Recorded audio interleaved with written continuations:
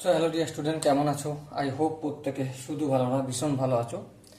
আজ আমরা জ্যামিতি বা জিওমেট্রি এই চ্যাপ্টারের একটা সাব টপিক ভেদক ও মধ্যবিন্দু সংক্রান্ত উপপাদ্য মানে transversal and mid point theorem এর ইন্ট্রোডাকশন পার্টটা অর্থাৎ থিওরি পার্টটা আমরা আজকে একটু আলোচনা করব। ওকে, কেন আলোচনা করব? তার একটাই কারণ, এখান থেকে যে বিভিন্ন কম্পিটিটিভ এক্সাম হয়, যেমন এসএসসি হয়, যেমন পিএসসি হয়, বিভিন্ন রকম West Bengal police, Kolkata police বা কনস্টেবল, জিডি, আরপিএফ, ঠিক আছে, এনটিপিসি। সো এই চ্যাপ্টার থেকে অনেক কোশ্চেন আছে। এবার সেই কোশ্চেনগুলো আমাদেরকে যদি ক্র্যাক করতে হয়, কোশ্চেনগুলো যদি সলভ করতে হয়, তো ডেফিনেটলি এই চ্যাপ্টারের কনসেপ্টগুলো অবশ্যই জানতে হবে, তাই না? তো সেজন্যই আমরা কি করব, এই চ্যাপ্টারের থিওরিগুলো একটু আলোচনা বা ডিসকাস করব। হালাকি আমরা এখানে কিন্তু প্রমাণ করব না। প্রমাণ আমরা যখন ক্লাস 9, 10, 8-এ পড়ি তখন এইসব উপপাদ্যের আমরা প্রমাণ করেছি, ঠিক আছে? তো ভিডিওটা শেষ পর্যন্ত দেখো, শেষে তোমাদের জন্য একটা বোনাস পয়েন্ট থাকবে। ওকে, তোমাদের জন্য একটু অফার থাকবে। অফারটা কি শেষে বলবো। চলো শুরু করছি তাহলে ভেদক ও মধ্যবিন্দু সংক্রান্ত উপপাদ্য। দেখো, প্রথম যেই পয়েন্টটা নিয়ে ডিসকাস করবো সেটা হচ্ছে যে ত্রিভুজের যে কোনো দুটি বাহুর মধ্যবিন্দু মধ্যবিন্দু দুটি সংযোজক রেখা অংশ তৃতীয় বাহুর সমান্তরাল ও অর্ধেক হবে। সাপোজ এই একটা ত্রিভুজ, ঠিক আছে, এর দুটো বাহু হচ্ছে এ, বি আর এই সি, তিনটে বাহু। এ বি বাহুর মধ্যবিন্দু সাপোজ আমি মনে করছি এখানে ই, আর এসি বাহুর মধ্যবিন্দু সাপোজ মনে করছি এফ। তো এই যে ই এফ, এই দুটোকে আমি যদি সংযোজন করি তাহলে ই এফটা কি হবে? ই এফটা হবে আমাদের বিসি এর সমান্তরাল, প্রথম। আর দু নম্বরটা কি? এটা এক নম্বর। আর দু নম্বরটা হচ্ছে ই এফটা হবে বিসি এর হাফ। কি হবে? বিসি এর হাফ। ওকে, এবারে এই ত্রিভুজটা আমরা এইভাবে এঁকেছি, যেভাবেই অঙ্কন করি না কেন সেম গল্প হবে। তার মানে এখান থেকে কি বুঝতে পারছি, আর কিছু কিছু পয়েন্ট কি বুঝলাম। সাপোজ এই দুটো তো রেজাল্ট বললাম, তার কনসিকোয়েন্ট কি? A E equal to E B, A E equal to E B, আর A F equal to E C, আর কি A F equal to F C.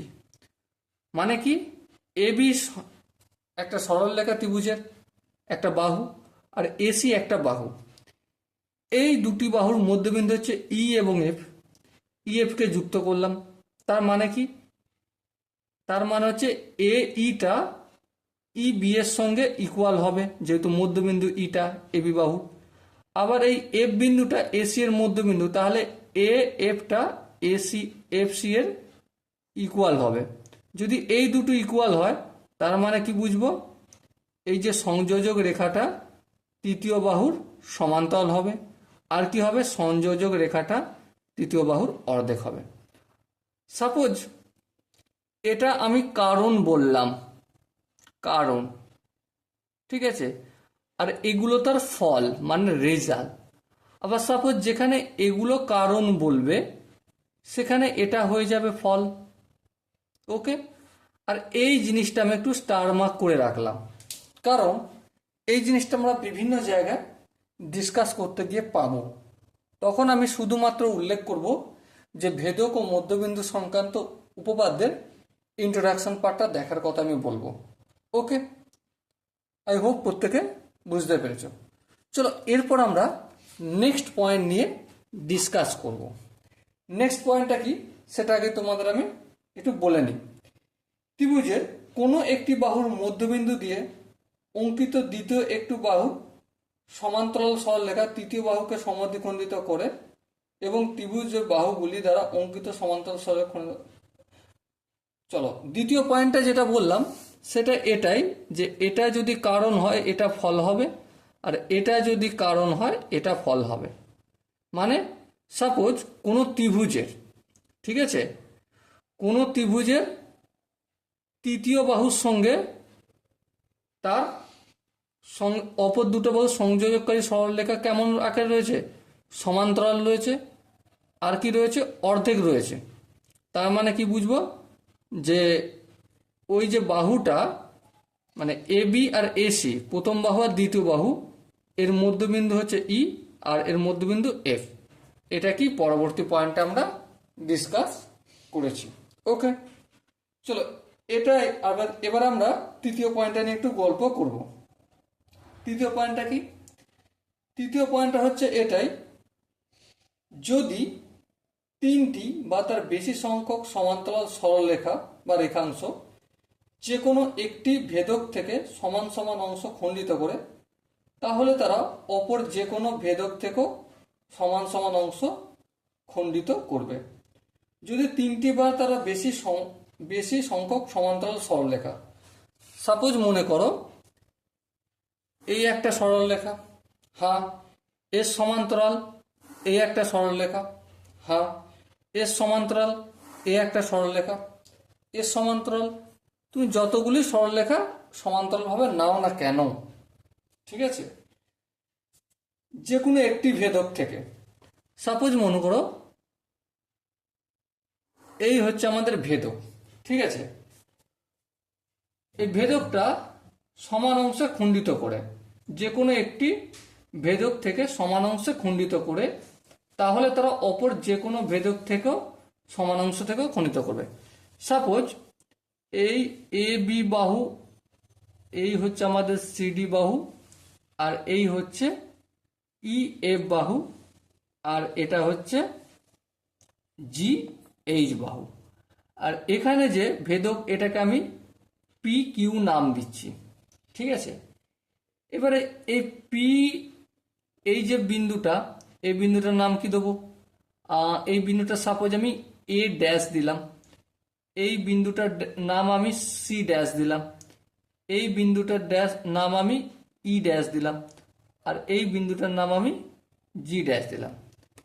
যদি ভালো করে বুঝবে, যদি এই a dash R C dash এই দূরত্বটা আর এই দূরত্বটা ইকুয়াল হয়, আবার এই দূরত্বটা আর এই দূরত্বটা যদি ইকুয়াল হয়, যদি ইকুয়াল হয়, প্রথম শর্ত সমান্তরাল হতে হবে প্রতিটা বাহু, তারপর এখানটা থেকে এখানটা যদি ইকুয়াল হয় আর এখানটা থেকে এখানটা যদি ইকুয়াল হয়, তাহলে অপর যে কোনো ভেদক, সাপোজ এই নাম দিচ্ছি আমি এক্স ওয়াই, তাহলে এখান থেকেও এটা ইকুয়াল হবে, আবার এখান থেকেও এটা ইকুয়াল হবে। ওকে, আই হোপ প্রত্যেকে এটা বুঝতে পেরেছ। তো এই জিনিসগুলো আমরা নিজেদের মধ্যে আলোচনা করলাম, এর ওপর বেস করে আরও কিছু কিছু কোশ্চেন করব, মানে অবশ্যই অনেক কোশ্চেন করব, আর কিছু বিষয় আমরা একটু ডিসকাস করব। যেমন কি কি, নেক্সট পয়েন্ট যেটা আলোচনা করা সেটা হচ্ছে সমবাহু ত্রিভুজের মধ্যবিন্দুগুলি পরস্পর যুক্ত করলে একটি সমবাহু ত্রিভুজ উৎপন্ন হয়। মানেটা কি, এটাও খুবই ইম্পর্টেন্ট জিনিস, এটা মনে রাখতে হবে, অনেক কোশ্চেন এখান থেকে আসে। এ বি সি, এ বি বাহুর মধ্যবিন্দু হচ্ছে পি, বিসি বাহুর মধ্যবিন্দু হচ্ছে কিউ, আর এসি বাহুর মধ্যবিন্দু হচ্ছে আর, ঠিক আছে। এই মধ্যবিন্দুগুলোকে যুক্ত করলে একটা কি উৎপন্ন করবে, ত্রিভুজ উৎপন্ন করবে। কি উৎপন্ন করবে, ত্রিভুজ। তাহলে প্রথমে যে ত্রিভুজটা ছিল, ত্রিভুজ এ বি সি এর কি, ত্রিভুজ এ বি সি এর A B equal to B C equal to C A, কারণ তিনটি বাহু সমান। এবারে পিটা কি, পি হচ্ছে এ বি এর মধ্যবিন্দু, হ্যাঁ। কিউটা কি, কিউটা হচ্ছে বিসি এর মধ্যবিন্দু, হ্যাঁ। আবার আরটা হচ্ছে এসি এর মধ্যবিন্দু, ঠিক আছে। এবারে গল্পটা কি, গল্পটা এই মধ্যবিন্দুগুলোকে যদি আমি যোগ করে একটা ত্রিভুজ পাচ্ছি। হ্যাঁ, ত্রিভুজটার নাম কি দিচ্ছি, পি কিউ আর। এই ত্রিভুজটারও কিন্তু P Q equal to Q R, আবার Q R equal to R P. আর পি, এই সিদ্ধান্তটা আমাদের একটু মাথায় রেখে চলতে হবে, কারণ বহু জায়গায় এটা কাজে লাগবে আমাদের। Okay, so dear student, I hope প্রত্যেকের এই কনসেপ্টটা বোঝা গেছে। চলো এরপর আমরা একটা কাজ করি, পরবর্তী কনসেপ্ট নিয়ে একটু ডিসকাস করে নিই। পরবর্তী কি কনসেপ্ট আছে দেখো, পরবর্তী হচ্ছে ত্রিভুজের দুটোই মধ্যমা সমান হলে ত্রিভুজটি সমদ্বিবাহু হবে। বুঝলে কিছু? ত্রিভুজের দুটো মধ্যমা যদি ইকুয়াল হয় তাহলে কি হবে, ত্রিভুজটা সমদ্বিবাহু হবে। চলো প্রথমে আমরা ড্রয়িং করি।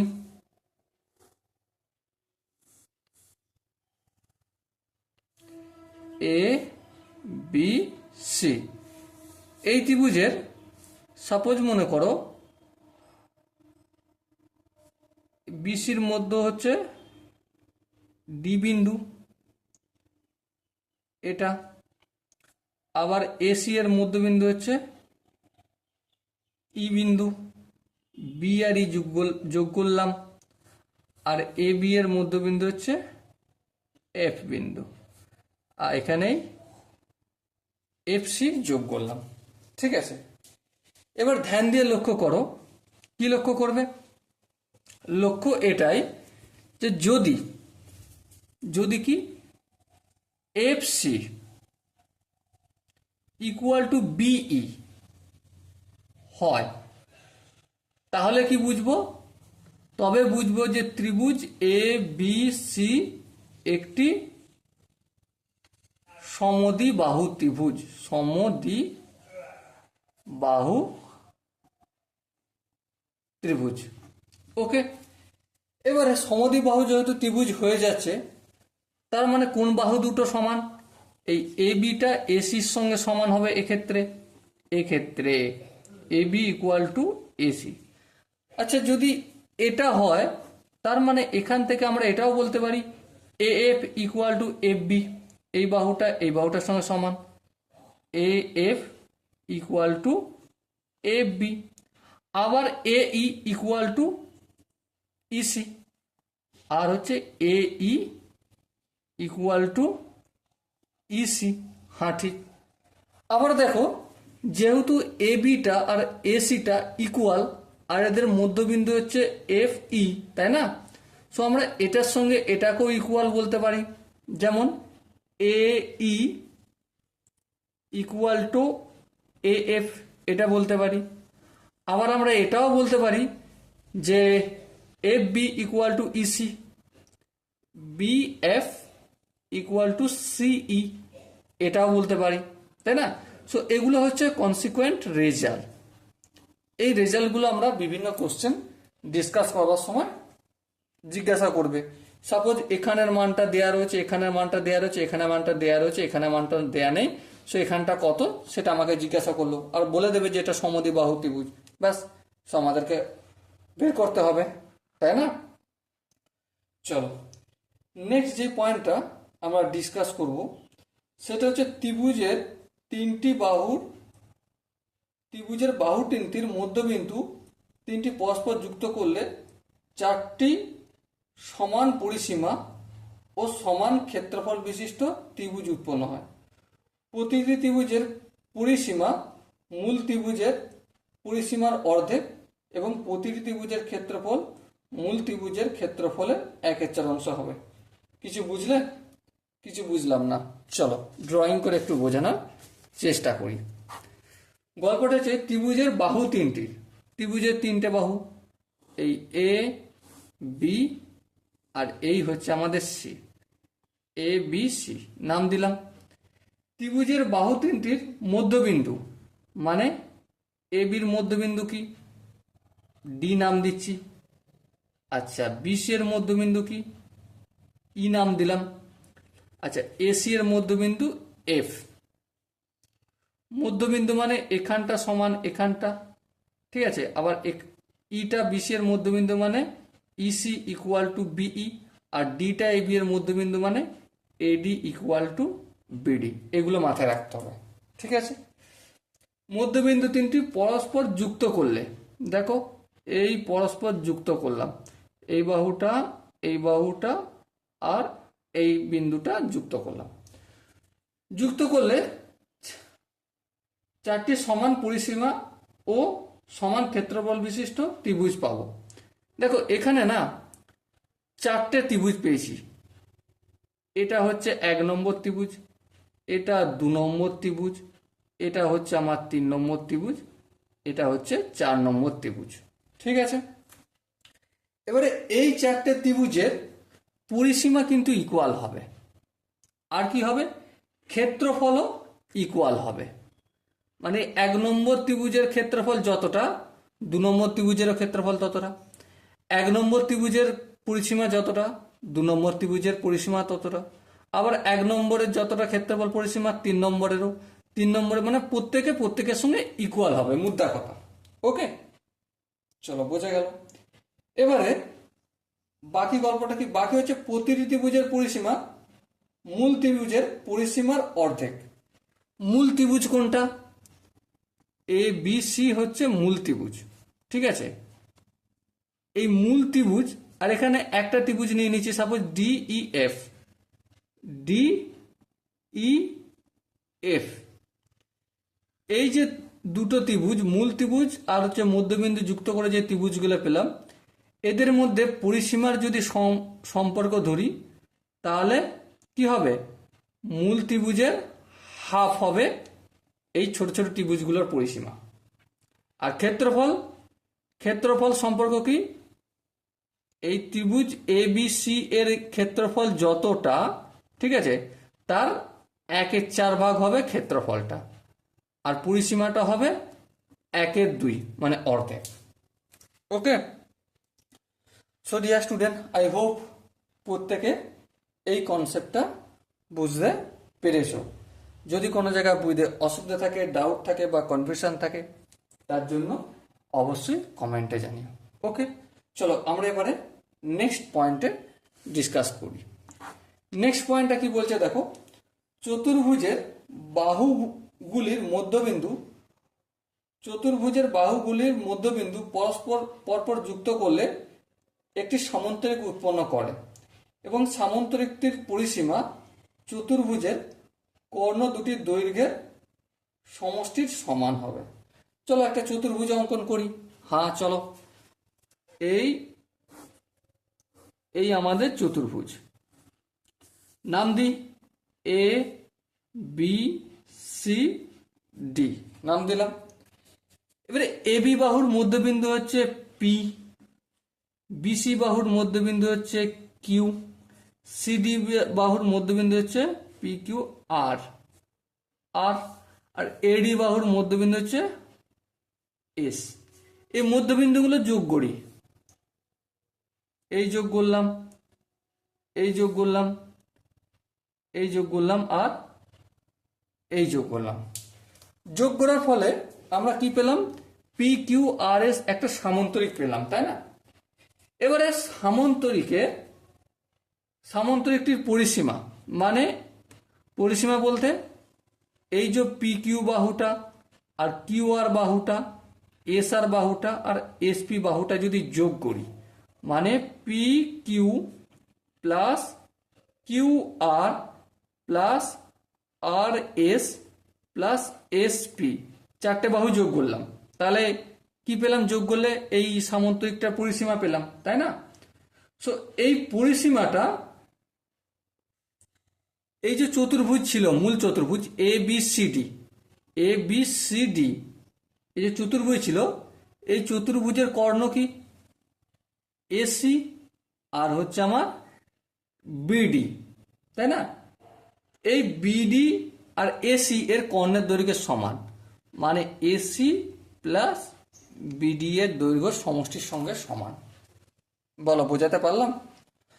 So dear student, I hope এই কনসেপ্টটা খুব ভালো করে বুঝতে পেরেছো। যদি কোনো জায়গায় প্রবলেম থাকে বুঝতে, তাহলে কি করতে হবে, কমেন্টে অবশ্যই জানাতে হবে। ওকে, চলো এরপর আমরা নেক্সট পয়েন্ট নিয়ে ডিসকাস করব। নেক্সট পয়েন্টটা কি বলছে, চতুর্ভুজের বিপরীত বাহুগুলির মধ্যবিন্দু সংযোজক সরলরেখা দুটি পরস্পরকে সমদ্বিখণ্ডিত করে। মানেটা কি, চলো সাপোজ এই একটা আমাদের চতুর্ভুজ, চতুর্ভুজের নাম দিয়ে দিই এ বি সি ডি, ঠিক আছে।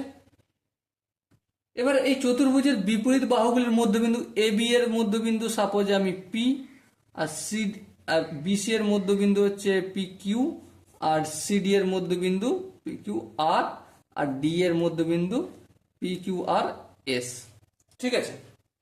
এবারে কি বলেছে, যে বিপরীত বাহুগুলোর মধ্যবিন্দু যদি সংযোজক সরলরেখা, মানে পি এর সঙ্গে আর এর যোগ করলাম আর এস এর সঙ্গে কিউ যোগ করলাম, এই মাঝখানে পয়েন্টটার নাম দিচ্ছি এক্স, তাহলে এই অংশটা সমান এই অংশটা হবে, আর এই অংশটা সমান এই অংশটা হবে। বোঝাতে কি পারলাম, মানে X Q equal to S X আর P X equal to R X, এটা হবে। কখন এটা হবে, এই রেজাল্টটা কখন আসবে, যখন কোনো চতুর্ভুজের মধ্যবিন্দুগুলো বিপরীত বাহুর মধ্যবিন্দুগুলোকে সংযোগ করব, তখন এই রেজাল্ট আমরা পাবো। ওকে, সো এটা আমাদেরকে মনে রাখতে হবে, বুঝে রাখতে হবে, কারণ এটা বিভিন্ন কোশ্চেন ডিসকাস যখন করব, হয়তো তখন আমি বলে চলে যাব, কি বলে যাব, যে ভেদক ও মধ্যবিন্দু সংক্রান্ত উপপাদ্যের ইন্ট্রোডাকশন পার্টটা একবার দেখো। কেন বলে যাব, কারণ তখন তো পুরো জিনিসটা ডিসকাস করার মতো সম্ভব হবে না, সেই জন্য এখন বলে যাচ্ছি, এখনই একটু মনে রাখার চেষ্টা করো, তাতে কোশ্চেনগুলো করার সময় যাতে প্রবলেম ফেস করতে না হয়। ওকে, চলো এরপর আমি নেক্সট পয়েন্টটা ডিসকাস করব। নেক্সট পয়েন্টটা কি আছে, সামান্তরিকের বাহুগুলির মধ্যবিন্দুগুলো যুক্ত করে যে চতুর্ভুজ গঠিত হয় সেটা সামান্তরিক হয়। মানে এই একটা সামান্তরিক এ বি সি ডি, এই সামান্তরিকের মধ্যবিন্দু, হ্যাঁ এই মধ্যবিন্দুগুলোর নাম দিয়ে দিই পি কিউ আর এস। আর এই মধ্যবিন্দুগুলোকে যোগ করলাম, হ্যাঁ যোগ করে আমরা যেটা পাবো, চতুর্ভুজ পাবো একটা পি কিউ আর এস। এই চতুর্ভুজটা কি ধরনের চতুর্ভুজ হবে, এটাও একটি সামান্তরিক হবে, সামান্তরিক। কখন, যখন এ বি সি ডি চতুর্ভুজ এ বি সি ডি একটি সামান্তরিক থাকবে, সামান্তরিক। তাহলে আই হোপ এটা ডিসকাস করার বিশেষ কিছু নেই। চলো নেক্সট পয়েন্ট নিয়ে আমরা আলোচনা করি। দেখো নেক্সট পয়েন্ট বলছে, আয়তক্ষেত্রের বাহুগুলির মধ্যবিন্দু পরস্পর যুক্ত করলে একটি রম্বস উৎপন্ন হয়। আয়তক্ষেত্র, চলো আয়তক্ষেত্র কি জানি যে বিপরীত বাহুগুলো সমান এবং কোণগুলো 90 ডিগ্রি, তাই তো। এই এ বি সি ডি, এ বি সি ডি কি একটা আয়তক্ষেত্র। এ বি এর মধ্যবিন্দু হচ্ছে পি, বি সি এর মধ্যবিন্দু হচ্ছে কিউ, সি ডি এর মধ্যবিন্দু হচ্ছে আর ডি এ এর মধ্যবিন্দু হচ্ছে এস। এই মধ্যবিন্দুগুলো যদি যোগ করি, এস এর সঙ্গে আর যোগ করবো, এস এর সঙ্গে পি যোগ করবো, পি এর সঙ্গে কিউ যোগ করবো, কিউ এর সঙ্গে আর যোগ করবো, তাহলে এই যে পি কিউ আর এস চতুর্ভুজটা পেলাম। এটা কি ধরনের চতুর্ভুজ, একটি রম্বস, একটি কি হবে, রম্বস হবে। যখন, কখন, যখন চতুর্ভুজ এ বি সি ডি একটি আয়তক্ষেত্র, আয়তক্ষেত্র। এবার রম্বসের ধর্ম কি, কাছাকাছি কোণগুলো কত, কাছাকাছি যে বাহুগুলো হবে সে বাহুগুলো কি হয়ে যাবে? অবভিয়াসলি বাহুগুলো ইকুয়াল হবে, মানে S R equal to S P, আবার S P equal to P Q, আবার P Q equal to R S, এটা হবে। সো এই ধর্মগুলো আমাদের একটু মাথায় রেখে চলতে হবে। ওকে, চলো এবার আমি নেক্সট পয়েন্ট নিয়ে একটু ডিসকাস করব। নেক্সট পয়েন্টটা কি বলেছে? রম্বসের বাহুগুলি মধ্যবিন্দু পরপর যুক্ত করলে একটি আয়তক্ষেত্র উৎপন্ন হয়। এর ভাইসা ভাইসা মানে একটা রম্বস আমি অঙ্কন করলাম, ঠিক আছে? এই হচ্ছে আমার, হলো না, চলো আরেকবার অঙ্কন করি। এই হচ্ছে আমার rhombus, A B C D. A B যতটা বিসি ততটা, আবার বিসি যতটা সিডি ততটা, আবার সিডি যতটা ডিএ ততটা। বাহুগুলো সব সমান কিন্তু কোণগুলো সমান নয়, ঠিক আছে? কি বলেছে? রম্বসের বাহুগুলির মধ্যবিন্দু পরপর যুক্ত করলে, সাপোজ মনে করো এ বি বাহুর মধ্যবিন্দু হচ্ছে পি, বিসি বাহুর মধ্যবিন্দু হচ্ছে কিউ, সিডি বাহুর মধ্যবিন্দু হচ্ছে আর, আর এডি বাহুর মধ্যবিন্দু হচ্ছে এস। যখন এইগুলোকে আমরা যুক্ত করব না, তখন কি উৎপন্ন করবে? একটা আয়তক্ষেত্র উৎপন্ন করবে। ওকে, এটা আমাদের একটু মনে রাখতে হবে। নেক্সট কি বলছে? নেক্সট বলছে বর্গক্ষেত্রের বাহুগুলির মধ্যবিন্দু পরস্পর যুক্ত করলে বর্গক্ষেত্র উৎপন্ন করে। মানে কি? মানে হচ্ছে এই হচ্ছে আমাদের বর্গক্ষেত্র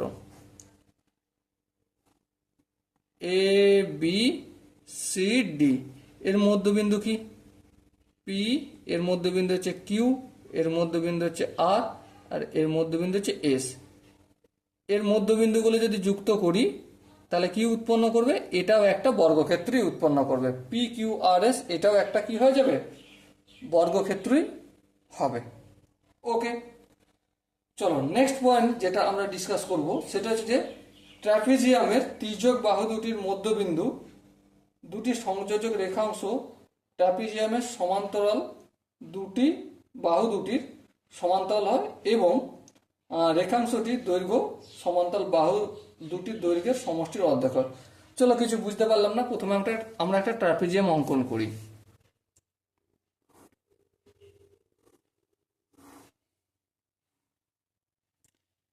এ বি সি ডি সমান্তরাল বাহু, কোন দুটো বাহু সমান্তরাল?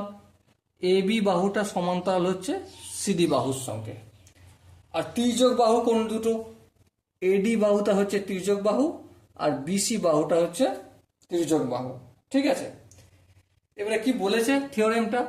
ট্রাপিজিয়ামের তির্যক বাহু দুটির মধ্যবিন্দু, বলো এডি বাহুর মধ্যবিন্দু কি?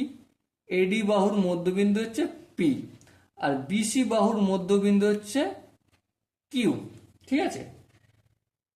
মধ্যবিন্দু সংযোজক সরলরেখা, মানে পি কিউটাকে সংযোজক করলাম। ট্রাপিজিয়ামের সমান্তরাল বাহু দুটির, মানে এই যে ডিসি আর এই আমাদের বিসি, ঠিক আছে? এই যে সমান্তরাল দুটো বাহু আছে, এই বাহুটা রেখাংশটির দৈর্ঘ্যের সমান্তরাল বাহু দুটির দৈর্ঘ্যের আচ্ছা চলো আমি একটু ডিসকাস করে দিই এভাবে। এই এ বি বাহুটা সমান্তরাল, হ্যাঁ। এইটাকে যোগ করবো ডিসি বাহুর সঙ্গে, হ্যাঁ। যোগ করার ফলে দৈর্ঘ্য যেটা হবে সেটা কত হবে? 2 ইন্টু পি কিউ। মানে মানে এটাই যে সমান্তরাল বাহু দুটির সমষ্টি এই যে তির্যক বাহু দুটির মধ্যবিন্দু দ্বারা মধ্যবিন্দু সংযোজক সরলরেখার দৈর্ঘ্যের ডবল হবে, ঠিক আছে? সো এই থিওরেমটা আমাদেরকে মনে রেখে চলতে হবে, এটা আমাদের অনেক জায়গায় কাজে লাগবে। আচ্ছা, আমরা ডিসকাস করলাম। এরপর আমরা কি করব? এরপর আমাদের একটাই কাজ, এখান থেকে বিভিন্ন রকম কোশ্চেন আমরা ডিসকাস করব। কোশ্চেনগুলো কেন ডিসকাস করব? কারণ এই কনসেপ্টগুলো আরও যেন আমাদের একটু মগজ ধোলাই হয়ে যায়। ওকে, বিভিন্ন পরীক্ষা যেমন এসএসসি বা পিএসসি বা railway protection RPF, constable, GD যে পরীক্ষাগুলো হয় না, সে পরীক্ষায় কোশ্চেন আসলে সেগুলো যেন সলভ করতে পারি। ওকে, চলো শুরু করব। কিন্তু তার আগে এই ভিডিওটা যখন শুরু করি তখন আমি একটা কথা দিয়েছিলাম যে একটা বোনাস পয়েন্ট আছে। সেই বোনাস পয়েন্টটা হচ্ছে এটাই, যে এই ভিডিওটা দেখলে পুরোটা, তাহলে চ্যানেলটা সাবস্ক্রাইব করে নাও। কেন? কারণ আমি রেগুলার বেসিসে যে বিভিন্ন কম্পিটিটিভ এক্সাম হয় তার রেলিভেন্ট কোশ্চেন নিয়ে আসবো। সেই কোশ্চেনগুলো আমি তোমাদের সঙ্গে খুললাম ডিসকাস করব, তাতে তোমাদের কনসেপ্ট আরও ভালোভাবে এনহান্স হবে। ওকে, চলো দেখা হচ্ছে পরবর্তী সেশনে। ততক্ষণ পর্যন্ত ভালো থেকো, সুস্থ থেকো এবং জয় হিন্দ।